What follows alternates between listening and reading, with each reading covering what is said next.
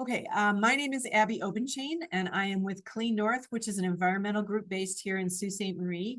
And I'm going to be talking to you about one of my favorite topics, which is winter sowing native plant seeds in containers. I'd like to start off by giving my thanks to the French River Horticultural Society, who is my co-host or co-sponsor of this meeting. And I appreciate their interest. And also I thank them for being willing to let other people participate along with their society members. So if you're in the French River area and you aren't a Hort Society member, I hope you will check them out. If you're not in the French River area, there is probably a Hort Society in your area, so I would encourage you to check them out. Okay, moving on. A little bit about me. I am the communications lead and gardening expert for Clean North in Sault Ste. Marie, Ontario. In addition, I helped found and co-lead the Common Ground at Emmanuel Community Garden in a church in the east end of the Soo. 6, 7, 8 years ago, we started this garden. We've now got 21 beds and 6 of them is accessible, and it's a really thriving and wonderful community garden. I also worked in natural resources science communications for 25 years for the provincial government. And so I learned a lot about invasive species and native plants and things like that from that experience. And I've also been gardening for more than 50 years myself, ever since I was 11.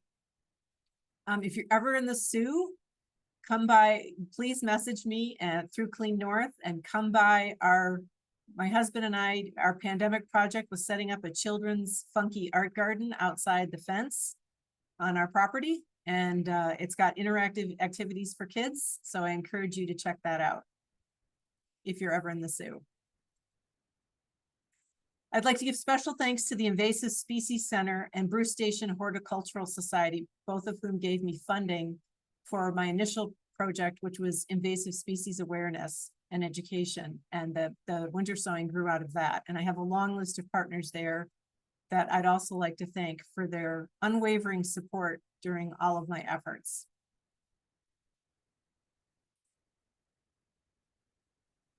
So I do want to talk a little bit to start with about invasive plants, because that's really a big part of it's really a big part of the whole native plant thing for me.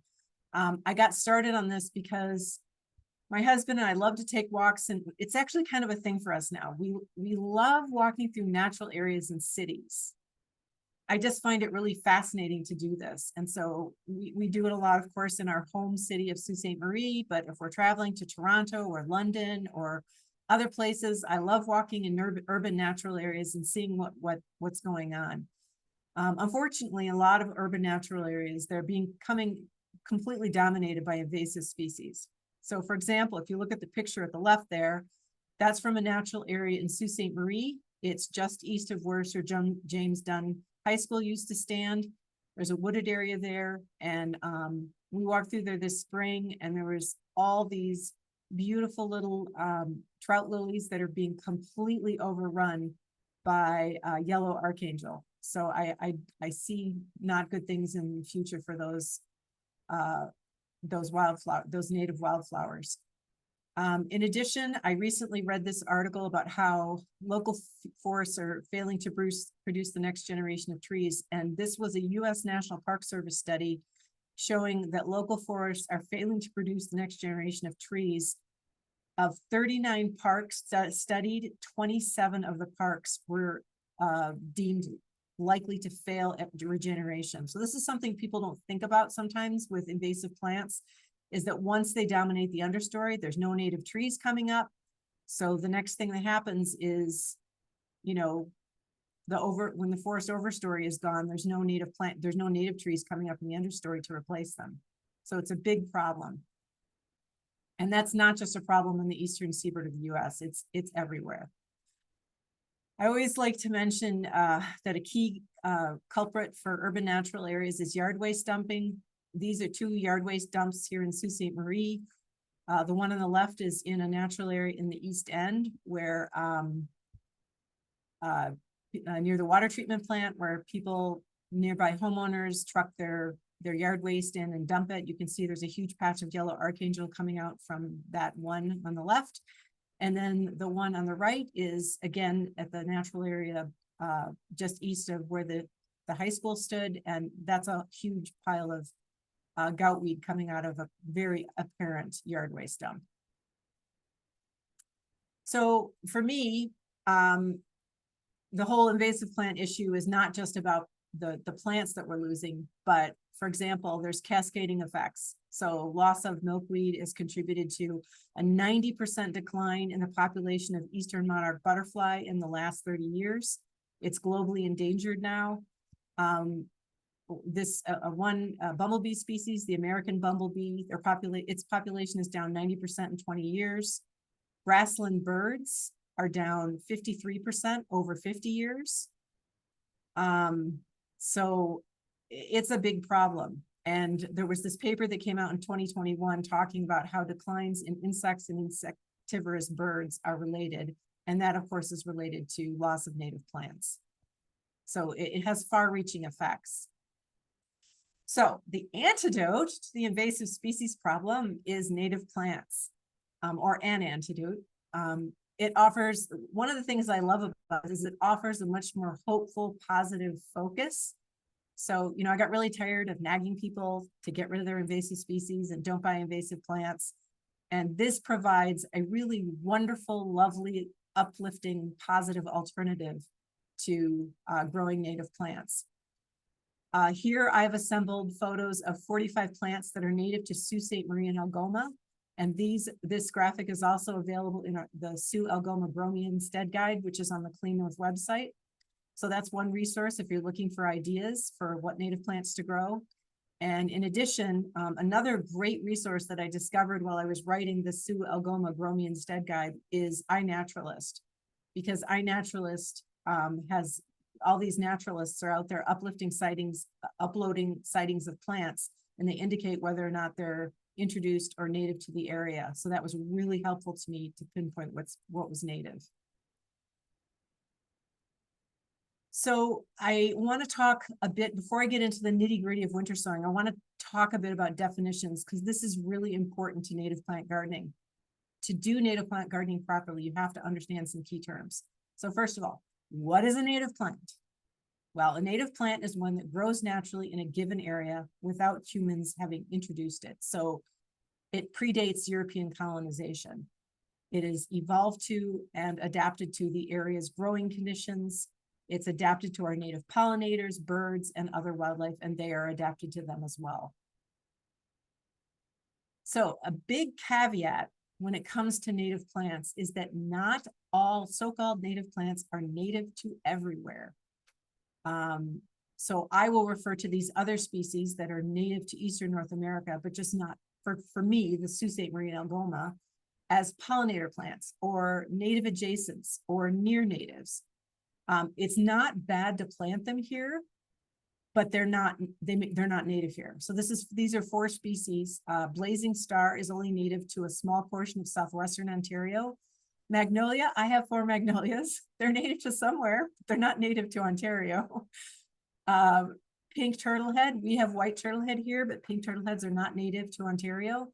And then Manitoba maple, which is not native, whether or not it's actually native to certain portions of Ontario is hotly contested, but according to the Silvics Guide of North America, it's not native to Ontario, and there are many parts of Ontario where they're actively discouraging people from planting it because it causes issues. So it's actually, Manitoba maple is not actually considered an invasive species in some parts of Ontario. Yeah, so just keep in mind that, something may be called a native plant, but it's not actually native to here or to your area. And one of the things I learned when I was researching the Grow Me Instead guide for Sault Ste. Marie Algoma is that, and this was something I'm sure it's obvious to a lot of naturalists, but it was something that dawned on me when I was writing this guide, is that a lot of native plants that are common to Eastern North America never made it up here. And I finally figured out it's probably because of the Great Lakes. So the Great Lakes were this massive natural buffer to the migration of plant species. So if you look at a lot of native plant distribution maps, it's like, oh, it's in Southern Ontario and it's in Michigan and it's in Wisconsin and maybe it's in Manitoba or a little bit of Northwestern Ontario, but it never made it to the Sioux because we're kind of like optimally protected from the rest of North America by the Great Lakes. So that was kind of interesting to me when I figured that out, because so many things that were native to Southern Ontario are not native here. Okay, another definition. What is a wildflower? Wildflower is a flower that grows in the wild, but this is a catch-all term. All native plants are wildflowers because they originated in the wild, but not all wildflowers are native plants. And in fact, there are some wildflowers that are invasive species. So all 4 of these species on this slide, Himalayan balsam, yellow flag iris, oxeye daisy, and muskmallow, are not only not native, they are actually invasive species, all 4 of them.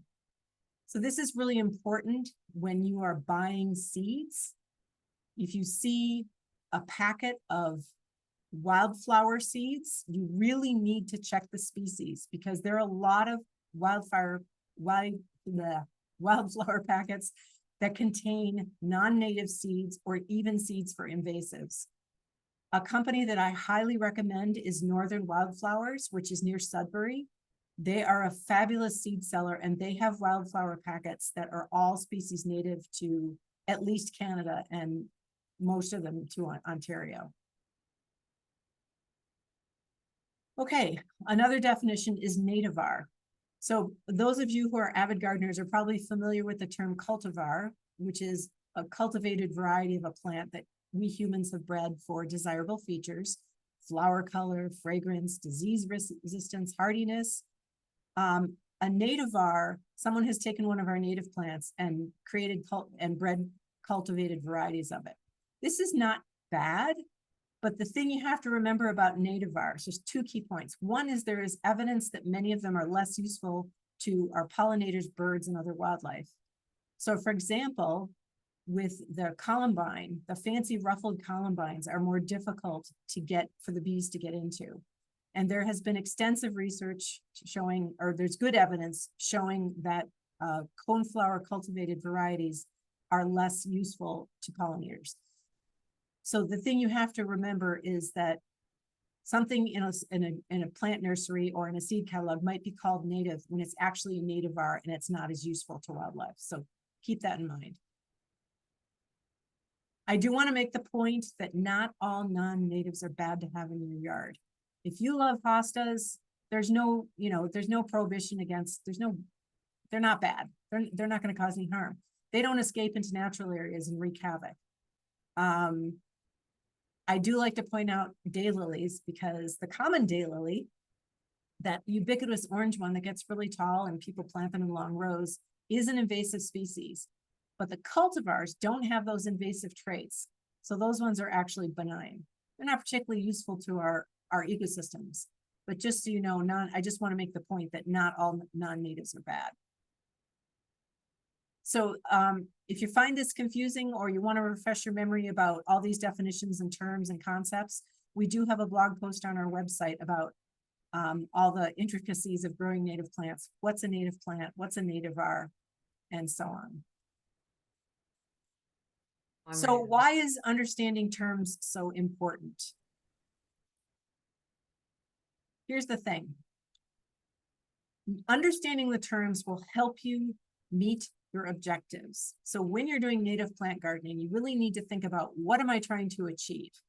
Do I want to restore ecosystems in my backyard? Do I want to have a backyard that mimics a Northern Ontario or a Southwestern Ontario ecosystem as closely as possible? Do I want to just support pollinators? Do I want a butterfly garden so that I'm attracting tons of butterflies? Or do you want just a colorful garden with a high number of native plants and lots of happy pollinators? So the far right photo happens to be my driveway. So this is what my driveway in my front yard looks like. There's some native plants in there. There's non-native plants. I got lots of happy pollinators. I'm not a purist. I'm trying to move towards more and more plants that are native to Algoma and Sault Ste. Marie, but I'm not a purist.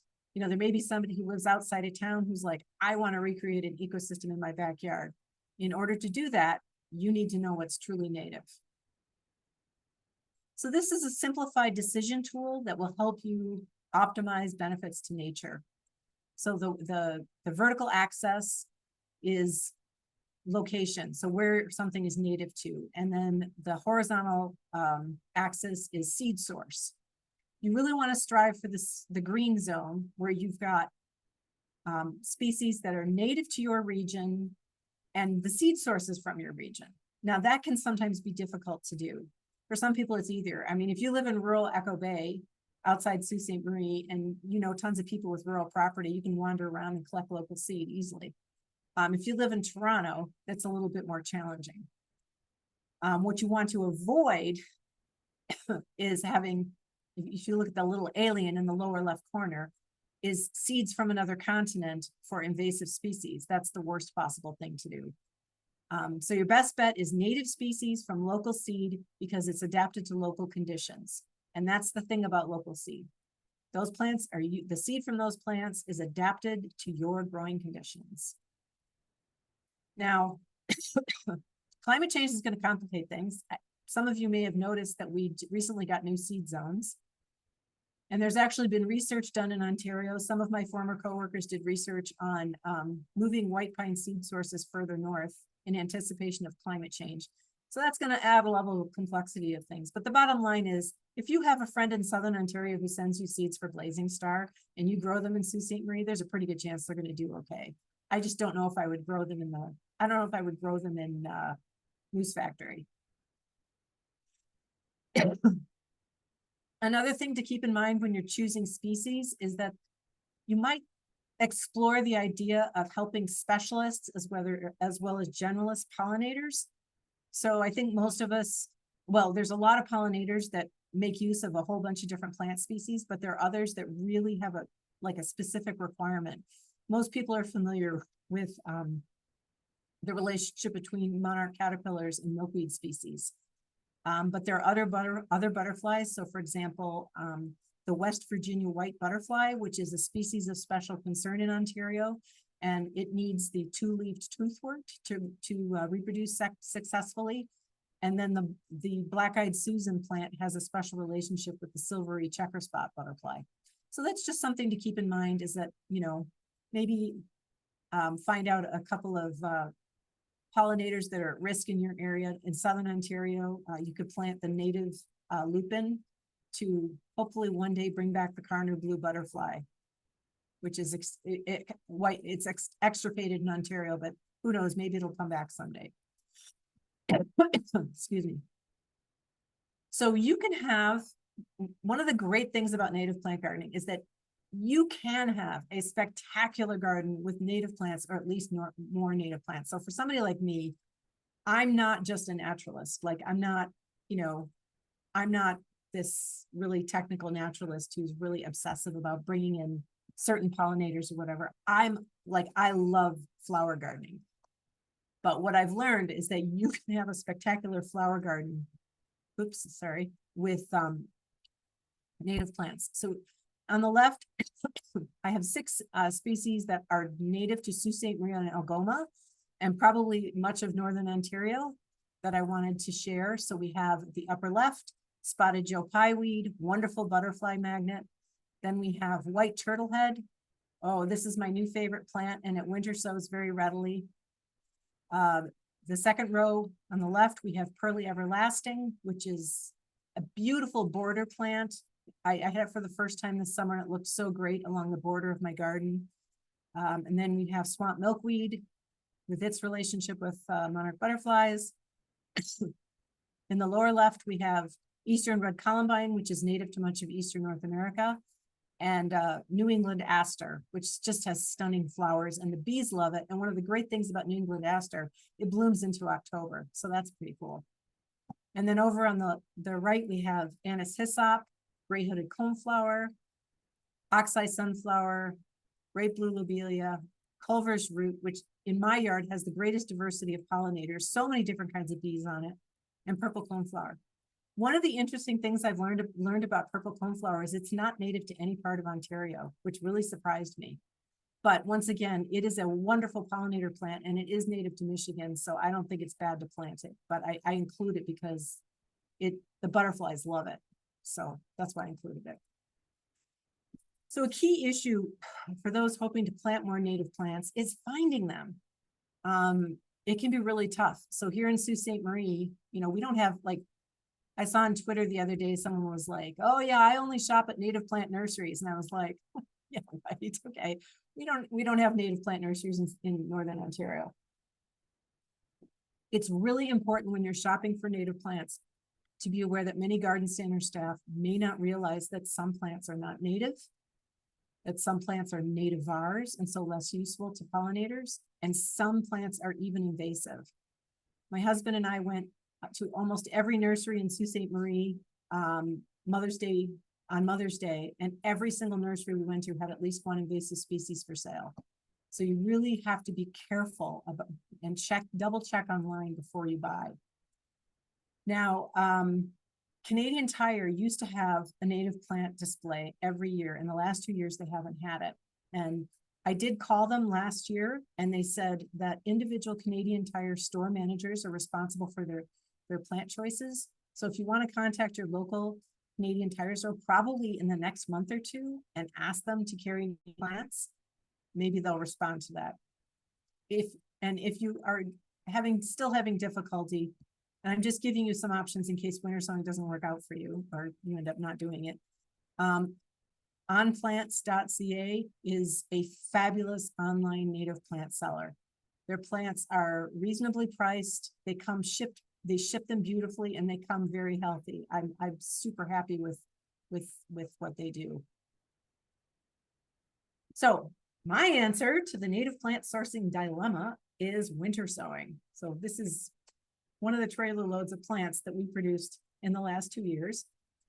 The past 2 winters, my husband and I sowed more than 825 containers. We're a little crazy, helps to be a little crazy.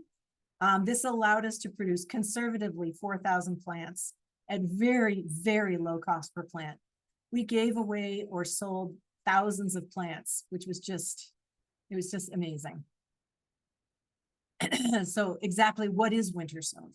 Well, winter sowing in containers is sowing seeds in mini greenhouses, and then you place them outside in winter. Yes, in the snow and the rain. And then you open them up in the spring. So why do this? Why should we winter sow?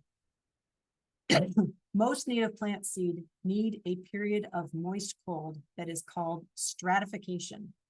This is a plant defense mechanism. It stops seeds from breaking dormancy or sprouting during a thaw. So, for example, if seeds germinated as soon as they fell off the plant in the fall, or a lot of times we get a thaw in mid-January, they die. They wouldn't have the root mass to survive. So this stratification requirement helps them stay dormant until the spring, hopefully. There are 2 other winter sowing methods that I'm not going to discuss, but I wanted to just mention them in case you want to give them a try. One is sowing native plant seeds directly on the ground in the fall. I'm not keen on this method because I think you don't have a lot of control. But here in the Sioux, sometimes we get 14 feet of snow. That's a lot of snow on top of seeds. The seeds could get rotten. You've got critters living in the snow that eat them.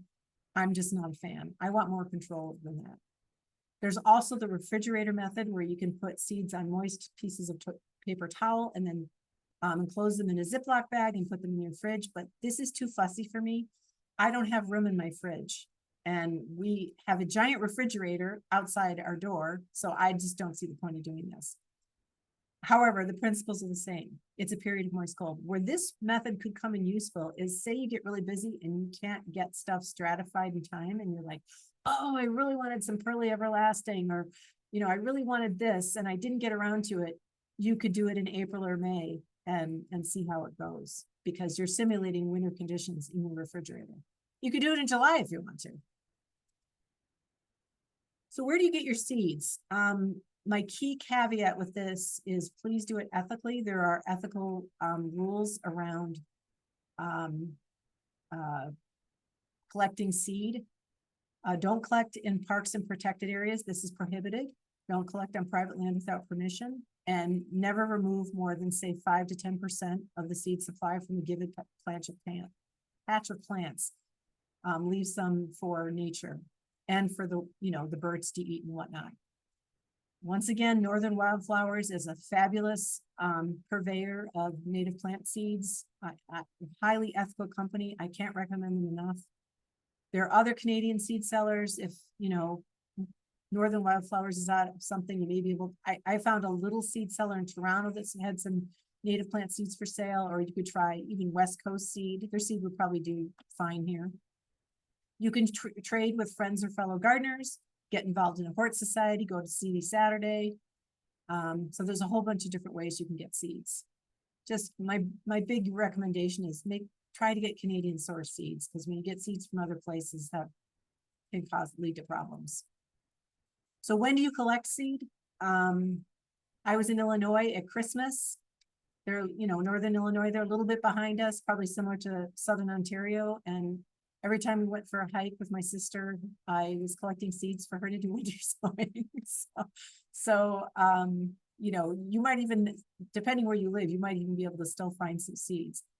Bottom line is, you want the seed head to be dry and either brown or beige. If it's green, it's too soon. And if the seed, is already gone, then obviously it's too late. So you can see this just gives you a ballpark idea of when to collect the seed heads. And I usually use large grocery bags because I'm often collecting a large amount of seed. For example, Joe Pyeweed has really large seed heads. I can fill up a grocery bag easily with Joe Pyeweed seed. Red Columbine, the seeds come out of the seed heads really easily. So you can just tap the seed heads into the envelope and throw the seed pods away. And great blue lobelia seed is teeny tiny. So I use a piece of screen to sift all the plant parts out and end up with just the seed. And I put those in little tiny envelopes.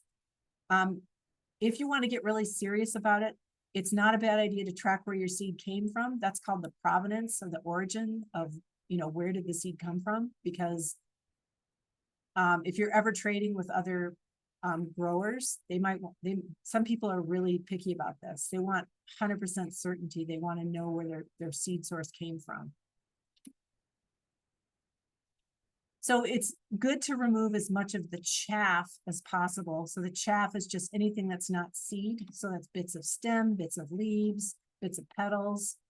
There are many strategies for cleaning seed faster.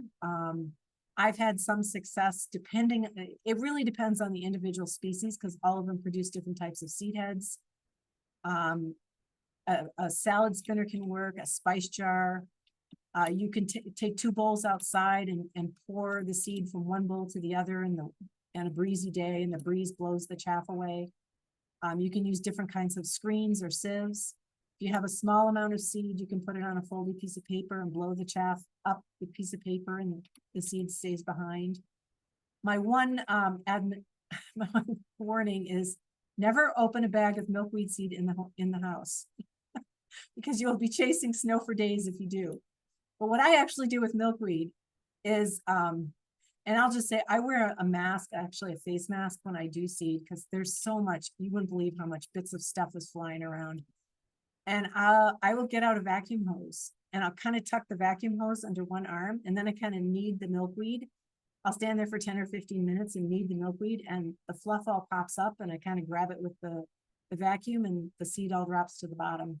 So, there's all kinds of different strategies for cleaning seeds. And one thing I'll say is, unless you're planning on selling seeds, don't worry about making it perfect, because it can be very time consuming to get out every petal.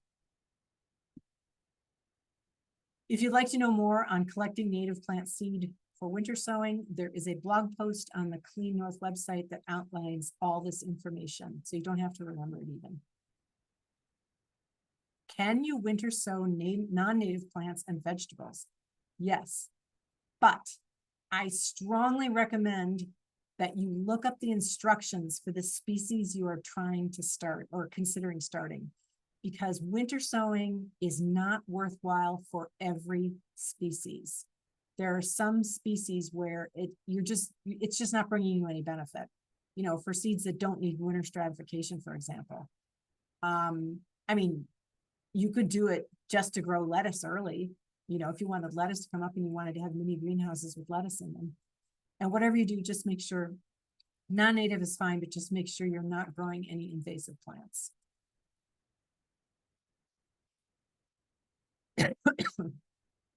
What about trees and shrubs? So theoretically, yes, you can winter sow trees and shrubs, but I had terrible luck with it, so I'm not the person to use as a role model.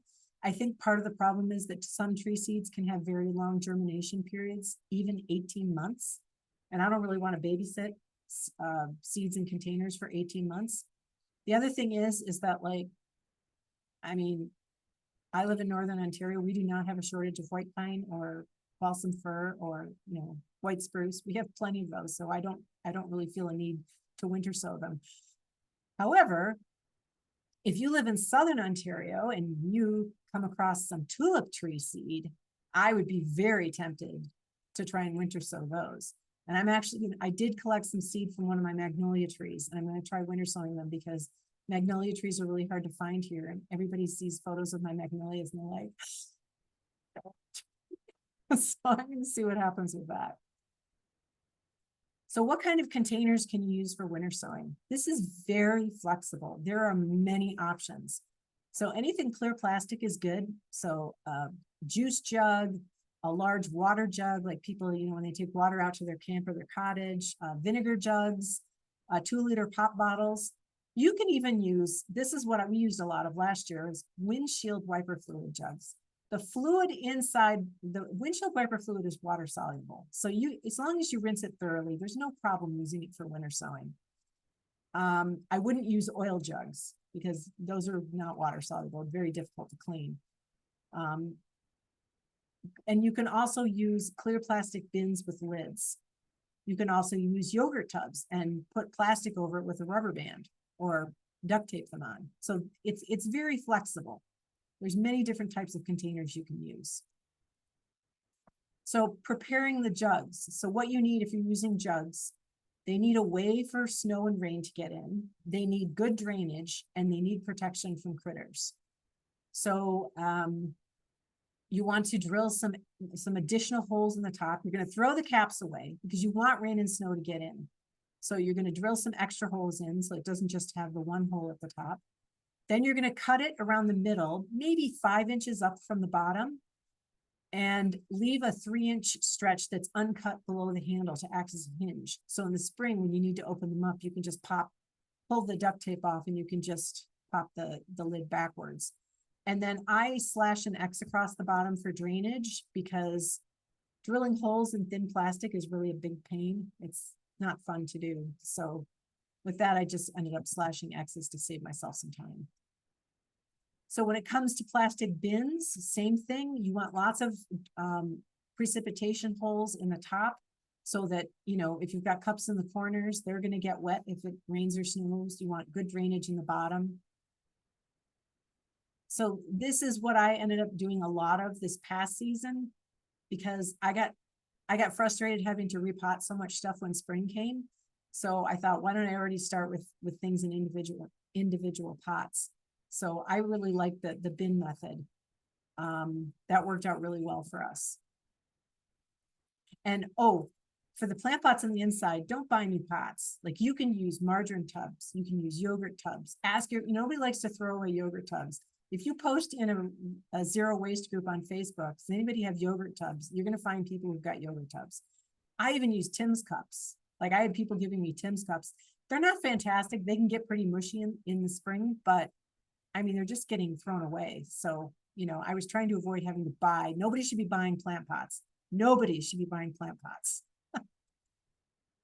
What if you hate plastic? There are ways you can do this without using any plastic.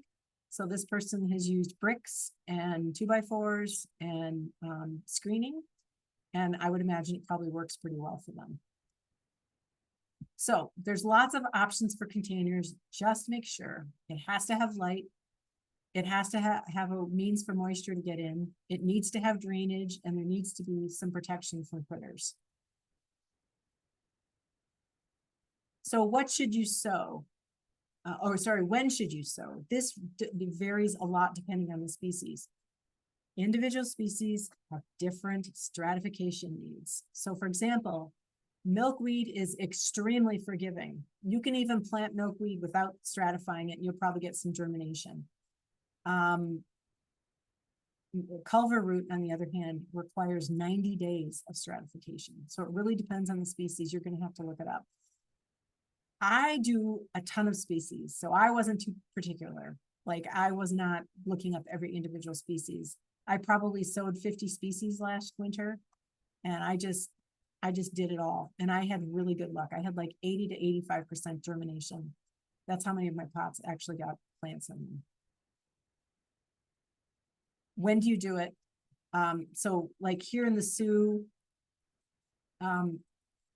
we started in mid-January and went through we finished up mostly by early February, but then I was like, oh, I want to do more. I want to do more. So I was even winter sowing into early April. Like I said, there are some species like milkweed and Joe Pye weed that are more forgiving. So I was doing some of those in early April. What soil should you use? Avoid using soil from your yard. That's what they say because, you know, it could have pathogens in it or critters. They recommend a commercial potting mix. I find that the commercial potting mix really hangs on to moisture in the spring. So maybe if you can add some perlite to kind of dilute it a little bit. I don't know. I'm kind of half tempted to try regular earth out of my, like we get from a local place. You know, it's just like regular dirt. It's not fancy potting mix, just to see if it's a little bit less holding onto moisture. How should I fill containers? So like this is a milk jug that's been cut, say 5 inches, and you want like 4 inches of soil at least, so that it has, you know, lots of room for root development. And you fill it almost up to the cut point. You don't want the soil level to be way below the cut point, because when you open the jugs or the containers up in spring, the higher, in my experience, the higher the walls are from the top of the wall is from the soil level, the moister that the soil stays. So moist soil is what, and you need to make sure that your soil is moist. You want it moist, not soggy. Dry soil is also bad. How many seeds per container? Once again, this just depends how fussy you are and how parsimonious you are. So for example, if you have some seed where you don't have a lot of it and it's a really exciting species to you and you really want to get as many plants out of it as you can, you might use like yogurt tubs or Tim's cups and, you know, put 5 seeds in each. But if you've got a ton of seed or you're in a hurry, choose your own density. And the reality is native plant seed does not mind being crowded. If you think about what happens in nature, the seed head falls to the ground and the seeds are all there in a cluster, and they probably come up in a cluster in a lot of cases. So they don't mind being crowded. As far as how deep to plant the seed, the rule of thumb I always use is how big is the seed itself. So a large seed, I might push a little bit down, but like I try to leave very tiny seeds near the surface and cover them with a minimum of soil. Once again, you want the soil to be moist. Okay, so the next step is you close the bins or tape the jugs shut. You put the lids on the bins and you write the species on them. Make sure you remember those precipitation holes and drainage holes. How to label containers. This is really important, especially if you're doing a lot of winter sowing like my husband and I did, because if you write the species name on the top part of the jug, and then in the spring you cut the top part of the jug off, you have to rewrite all the names. Or if you write the name on the duct tape and the duct tape falls off, then you have no clue what it is. So I have some stuff that I still don't know what it is because it somehow lost the labels. Labeling is really important. There are special garden markers that you can get on Amazon or other places. I really recommend special garden markers, permanent garden markers. Sharpies are not permanent. They don't cut it. So get a garden marker. and once again, right on the jug bottoms or bin bottoms. Where should I put the containers? Shade is ideal so that in the spring, it prevents early germination and heat damage. You don't want them under a roof overhang because you want them getting snowed and rained on. And you want them out of the way of foot traffic and snow blowers. And the final thing is that it really depends what your containers are. You may want to brace them to prevent tipping because like here in the Sioux, like I said, we can get 14 feet of snow and, you know, things can get knocked over. So that's another reason I liked bins. We were able to stack the bins and that was a lot more stable. So when do you start checking the bins? Like this is the best part of it. This is the absolute best part of winter sowing. Is in the spring, the snow is gone, the temperatures are starting to creep above freezing during the day, and you start opening up these containers and seeing those little green things coming up, and it is the best feeling in the world. I mean, it is awesome. So when daytime temperatures are consistently above freezing, that's when you want to crack them open and prevent rotting or cooking, because these are little greenhouses. So if they're closed up and it's getting, you know, 5-10 degrees during the day, they could cook. You don't want that to happen. You can cut the jug lids off because they can be quite awkward. And just, you know, keep an eye on them till the danger of frost is gone. I mean, I've only done this for 2 years, have had no issues with losing seedlings to frost. They don't seem to want to come up till they're ready. And, you know, there's a little bit of edge. They have a little bit of protection from the frost. I didn't lose any to freezing. So the key thing you want to watch for is too much moisture or not enough moisture. Really the ideal conditions in the spring are if they get morning sun and afternoon shade. I'm going to say it again. Spring moisture monitoring is critical. If your soil is too dry, too hot, too wet, you may have poor success. I have some friends who did not have great luck with winter sowing, and this is really, I mean, considering the phenomenal success we had, I think this has got to be what it is. It's either that or they didn't get in a long enough stratification period. So what do you do next? You don't want to do anything until after the seedlings have their first set of true leaves. Those first 2 leaves, the dicot leaves, are not enough. Then you can start transplanting, thinning, and or planting. What do I do with this pan of brownies? So this was a larger water jug that we used. And so, you know, it's like a pan of brownies. You're like, I don't know what to do with this. Look at, oh my God, look at all those seedlings. So you have 3 options. One is you can cut this into brownies. For lack of a better term, it looks like brownies, you know, like brownie sized pieces. And you can take each of the brownies and plant them as a bunch in pots of the ground and let Darwin sort out who wins. With some seedlings that are a little bit bigger, like I found with smooth blue asters, it was pretty easy to separate individual seedlings and pot them individually so I could have more plants. You can let them sit in the jugs for a while if you don't have time. I had some that sat in jugs until August because I had 708 containers. So I couldn't get to all of them right away. They don't grow very quickly when they're in crowded conditions like this, but it doesn't seem to bother them too much. So with a smaller container, so for example, a Tim's cup, like a Tim's cup, I would divide into 4 plants. You know, I'd gently invert it into my hand and I'd pull it apart into 4 sections and I'd end up with 4 clusters. So 4 out of 1. And then I'd repot it and then it would grow up and I gave it away or sold it or planted it somewhere. So when we repotted, we did a mix of things. We left some in containers, then planted them directly later. We repotted some clumps. We separated some and repotted them individually. So that's a picture of my husband, Bill, and he's planting individual smooth asters. We had at least some success with each of these options. So when you're doing this kind of repotting and dividing work, it helps if the soil is slightly dry. If it's really soggy, it can be hard to separate. And you can use a spatula or a plastic fork to kind of help pull things apart. But once you pull them apart, mist them with a water bottle because those immature roots really do not like to dry out. Then after we repotted them, we kept them in the shade for a while and kept them watered until we were ready to plant them. We kept them in the shade for maybe a week, just to prevent transplant shock. So this was this past spring, and this was not all of the ones that these are my winter sown containers, and this isn't even all of them. And so this is what they looked like. My driver was full basically until September, getting rid of all these thousands of plants that I grew. So that's what they looked like after spring came, but before they were repotted or planted. And then this is the side where I've divided them up. I've put them in plant pots.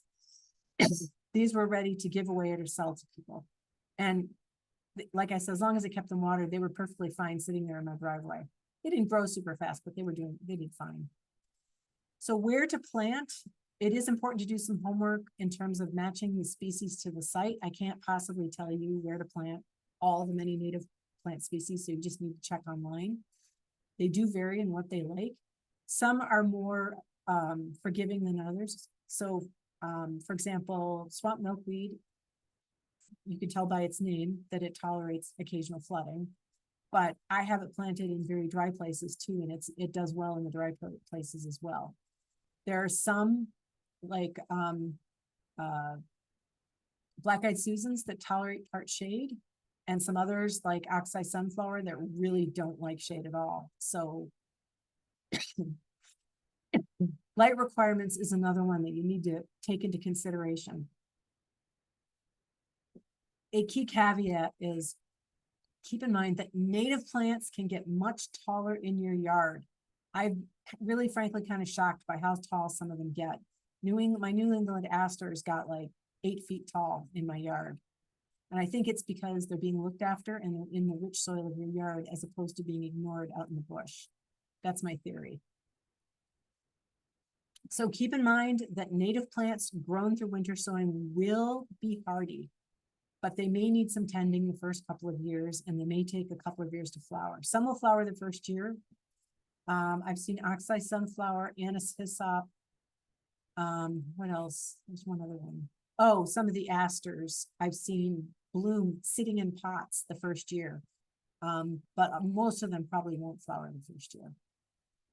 Oh, and a wonderful one. Oh, it's not long-lived. In fact, it basically seems like an annual here in Sault Ste. Marie, but spotted bee balm, also known as horse mint. Oh God, it is a gorgeous, gorgeous flower. The bees love it. And it blooms the first year.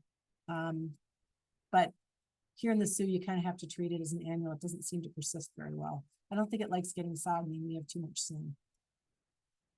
So to sum things up, to ensure winter sowing success, you need a 30 to 90 day period of moist cold.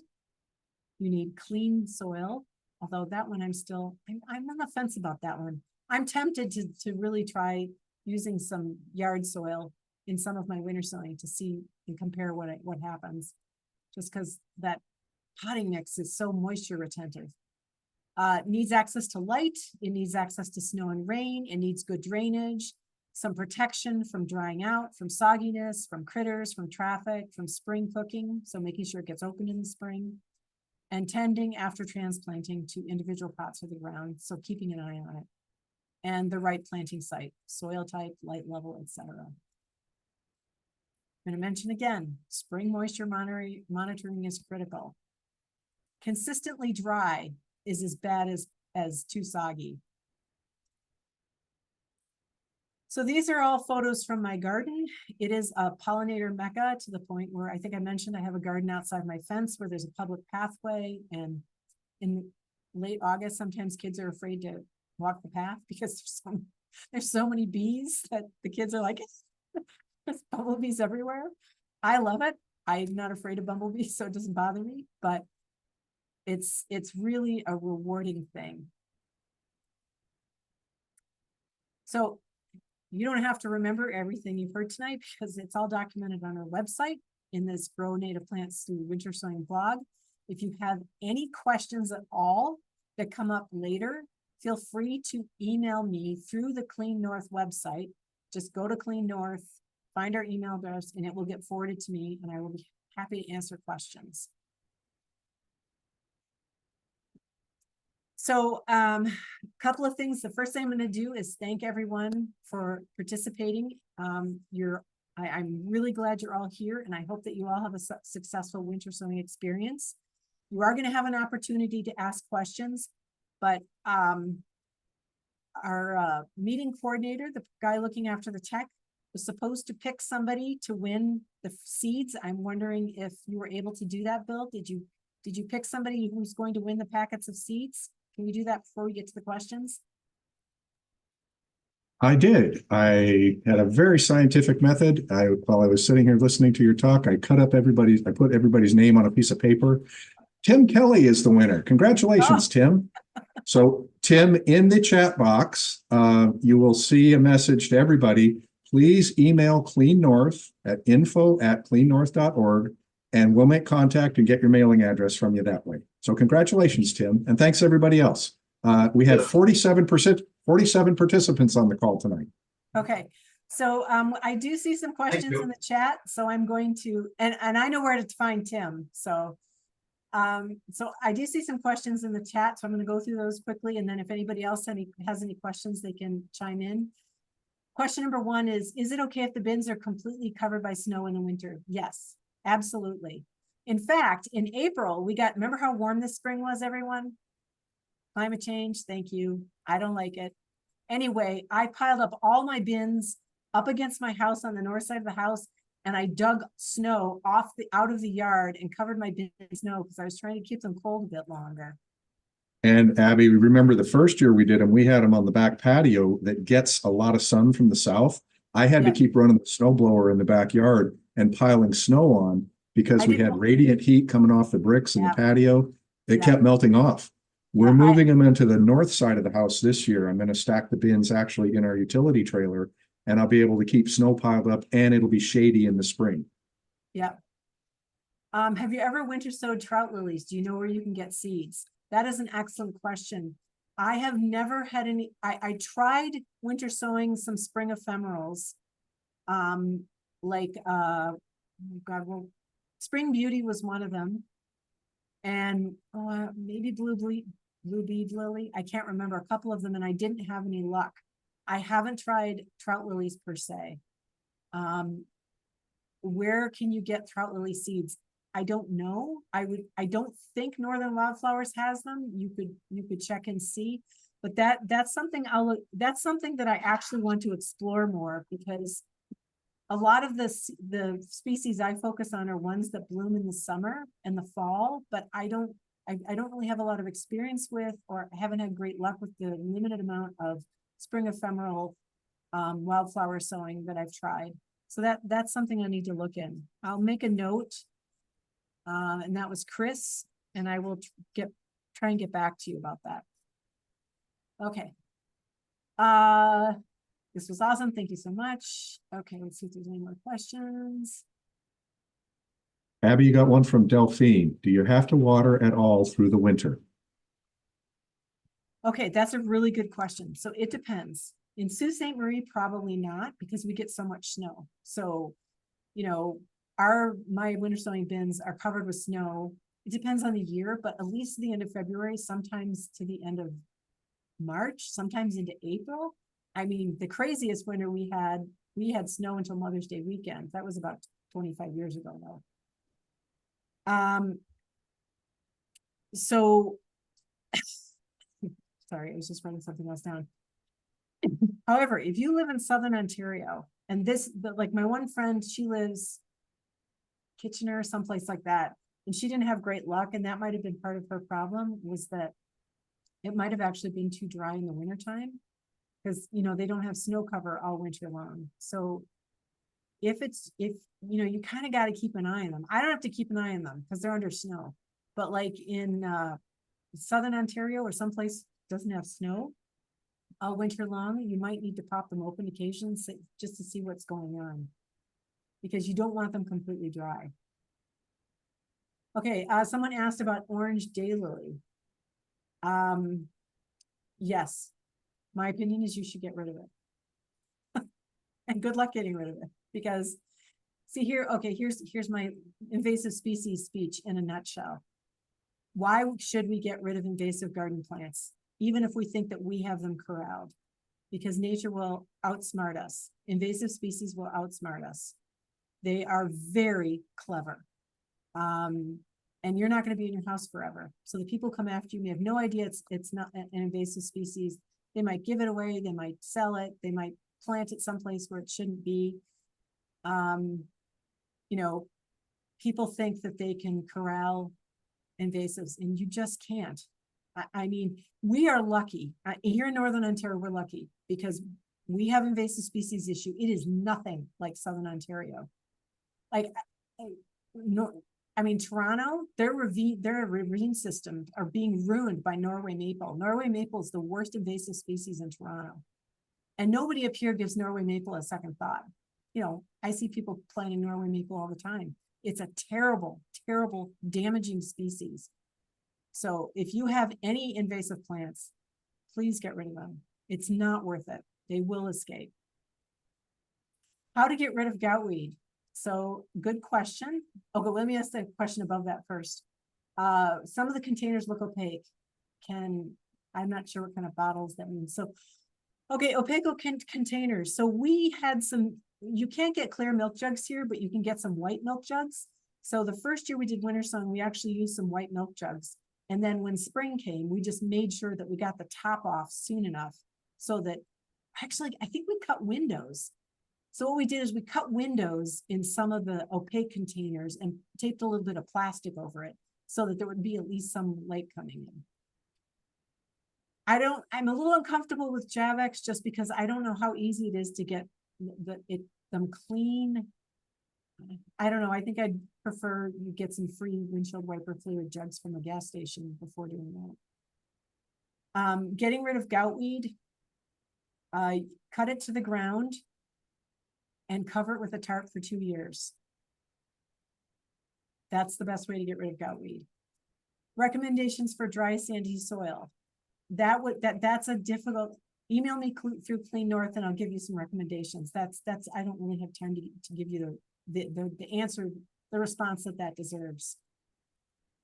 Yeah, I will get rid of it and purchase plants from you. Absolutely. If you get rid of your invasive plant and you contact me and you live in the Sioux, I will give you free native plants. Okay. If you get rid of a native species, I will reward you by giving you free native plants. That's how much I hate native plants or invasive plants. Abby, there's a question. You mentioned 4 inches of potting soil. That seems pretty deep. It's really up to you. It's really up to you. For me, I know that I'm winter sowing so many that I won't get to them in the spring right away, a lot of them. So I want them to have good root development. You can do, I mean, I did some we did 2 in the containers, the plastic containers that rotisserie chickens come in. They're perfect little greenhouses, but they do not allow for a ton of root development. So if you're going to have a very shallow container like that, where it's not going to have real deep roots, you're going to want to get it repotted or in the ground pretty quickly in the spring, because otherwise it's just going to languish. It's just not a lot of room for root development. Oh, and I see Amanda Cora from Thrive, especially Thrive Tours. I'm especially happy to give Thrive Tours native plants. Wonderful organization. So with the containers of croissants from Costco, suitable size, I don't know. I've never bought croissants from Costco, but I'm going to say yes. I mean, if it's clear plastic, you can probably use it. And like I said, it's just that I like to have 4 inches of soil for root development. If it's half that, you just probably want to get it planted. Or yes, lily of the valley is invasive. Yes, it's terrible. It's terrible. I could show you a picture from the Huronia. Don't get her started. I just want to say there is a photo of the Huronia natural area in Kitchener-Waterloo. The understory is all lily of the valley. It's this natural area and it's just lily of the valley. There's nothing else growing. Lupins, that's a good question.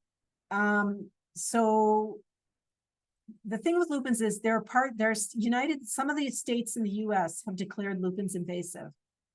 Lupins are not, European lupins, not native ones, are not recommended for Southern Ontario because Southern Ontario has a native lupin that is associated with the Karner blue butterfly, and you really don't want the other lupins interbreeding with the native.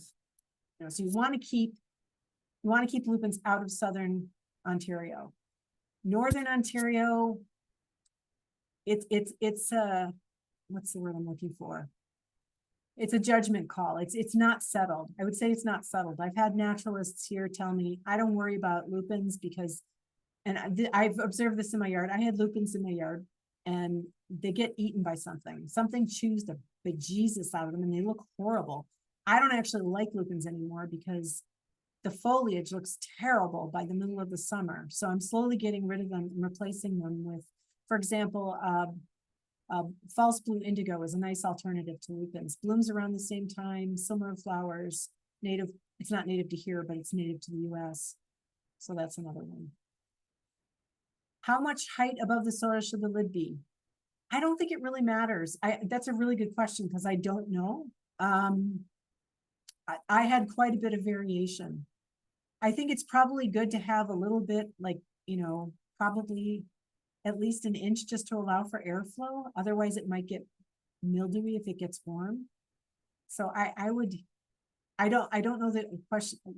Most of mine have like a good amount of space between the top of the container and the soil.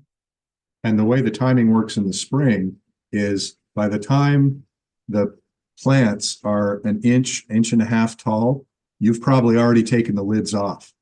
So then the height to the top of the container isn't really an issue. Yeah, so the lupins near Strathclair Park are not native.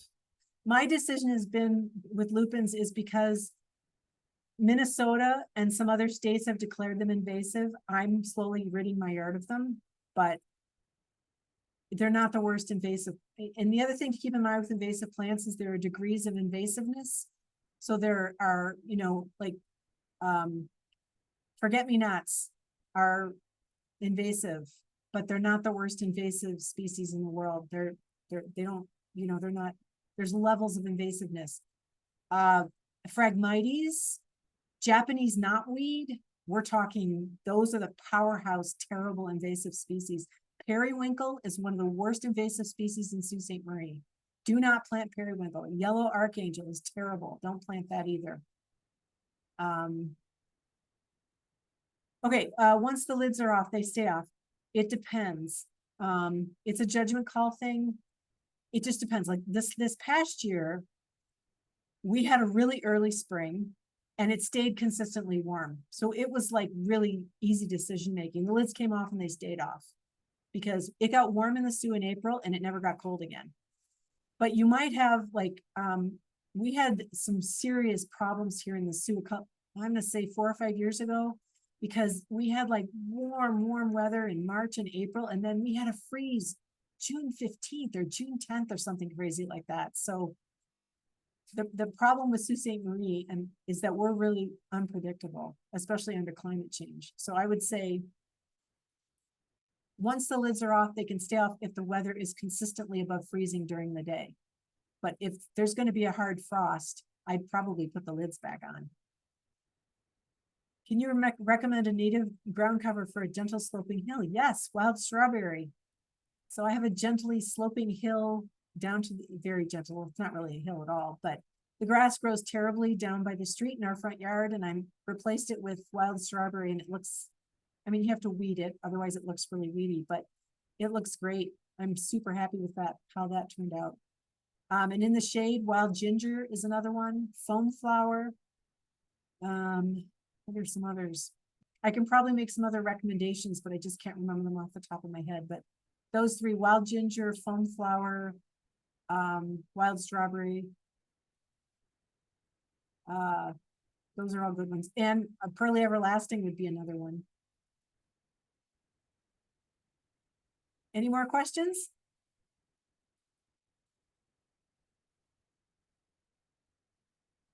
Okay, well, thank you all very much for coming. You were a great audience. I really appreciate all your interest. And once again, I would like to thank the French River Horticultural Society for co-sponsoring this with us. And I hope you all have a fantastic winter sowing season. Don't hesitate to contact Clean North if you have any questions. And on behalf of the French River Horticulture Society, thank you, Abby, for doing this presentation. It's been just lovely. Thank Well, you so much. You can tell that this is a real trial for me. I don't know. I think it was pretty great. It was a delight. Thank you. Thanks. All right. Bye, everyone.